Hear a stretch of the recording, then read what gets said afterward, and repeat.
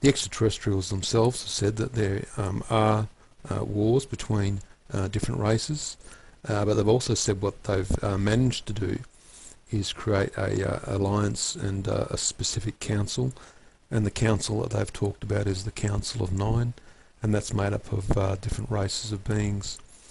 They work as these beings as overseers to the different races that are in alliance with each other, and that collective of consciousness, that collective of energetic beings, all work together to support the development of this planet.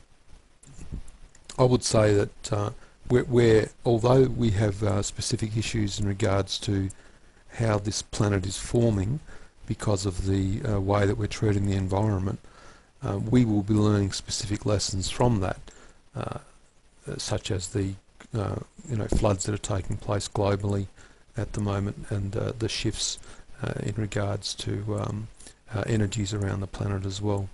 But the extraterrestrials and dimensional energies are all working towards supporting our ascension, and at this point in time, most people that have had, and there are a lot of people out there, millions and millions of people, that are having interaction with extraterrestrials, are having interaction with angels, higher beings, spirit beings, those sorts of energies, and they're positive. And so overall, a lot of the energies that people are working with are of a very, very positive nature. And I think that if you understand that the agenda of the collective is of a positive nature, then you would see that that is why people are having these type of positive outcomes when they are working with their energetic beings. If people were working with beings that had a collective consciousness of, say, negativity, then when people were interacting with beings of those races, they would be manifesting those types of negative behaviours in their communication processes. So on an overall basis, it's very positive. Would you say there's any family, distant family connections between ET and some of the humans on the planet? That there are people out there who claim that they are ETs themselves, even though they're in human bodies. What would you say about this, about the family connection? Would you say that some of us are directly connected on either soul level or a distant physical level? Well, I'd say that we need to look back at the beginning and how the race on this planet developed. It's been stated by extraterrestrials that different interactions between genetic modifications from different races between different continents on the planet have then created the individual species of those continents. So many beings that are on the planet obviously are of a different DNA structure. There are people that are hybrids, and obviously, we need to understand that we're living in a three-dimensional realm. We are energetic beings. We come from an energetic environment. We move into the physical when we're born, and then we move back out of this physicality to an energetic form. And what we do prior to the incarnation into the physical is have a look at some of the things that we need to create, some of the lessons obviously that need to be learned, and a lot of people would already know this. And then what we would do would be to manifest those things into the physical.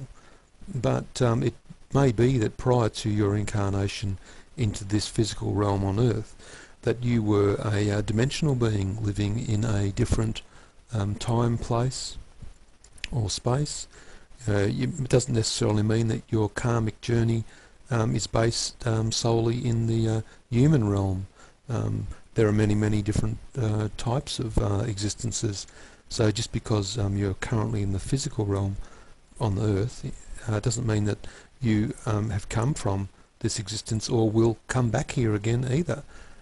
There's many different existences, as I said before, so it's quite easy to understand that there are hybrids, that there are people who are of many different forms and natures, and that's because energy itself always changes, and because of that the ever-changing energies mean that the manifestation of that in the physical will mean that there will be changes by those energetic beings in the physical as well. So yes, you know, I consider myself to be a hybrid being. I know other people that are hybrids as well. The best thing that people can do for themselves is to look for their own connection, connection to self, connection to their past, and I don't mean past lives, but past existence from an energetic point of view. And once you have an understanding of who you are, who you can be, who you will become, where you come from, then it places your whole existence into a proper perspective. What exactly does the first book cover, would you say, and what is the main theme? Is that an introduction to how it all began? Can you just give us a general summary about the first book? Well, the first book just talks initially about how the circle started, how we started to have interaction with the extraterrestrials. The main guides that come through needed to educate us in regards to who we are as beings, how they perceive us. One example is symbols and keys. They talk about that our karmic self places symbols into our energetic body, and as the energetic body then moves into the physical realm, i.e. you are born into the physical, those abilities at an energetic level unlock, and you start to experience different manifestations of abilities. Example, it could be that you have a healing ability. Once you've experienced that healing ability, that may manifest into a ability in regards to working with multiple energies. It may be in regards to connecting to extraterrestrials or becoming a medium or telekinetic activity. It depends on what you've decided that you're going to create yourself to be, because as you are your own creator, then obviously you have that ability. They talk about, in the first book, spirit realms, channeling. They talk about the inner guidance that you can receive from yourself. They talk about contacting your guide, and then they also go into talking about dimensional energies and meditation, and about different types of energy constructs. So there's actually a lot of in the book. The book's about the first one's about 155 pages, and there's a lot to understand in the book. It's not something that you need to read from front to back. It's indexed, so it's in a question and answer format, a lot of it, and there's a lot of logs from the circle. So each time that we've sat as a group, we've run an audio device, and we've had question and answer sessions with the extraterrestrials. And the best part about the extraterrestrials that we're working with, they keep everything on a very down-to-earth, easy to understand environment, because there's nothing worse than trying to talk to somebody and they're talking so far above your head that you've got no idea. I mean, the whole point of communication is to be able to look each other directly in the eye and understand that you're both coming from a place of honesty and a place of open communication. So that's what the first book is about.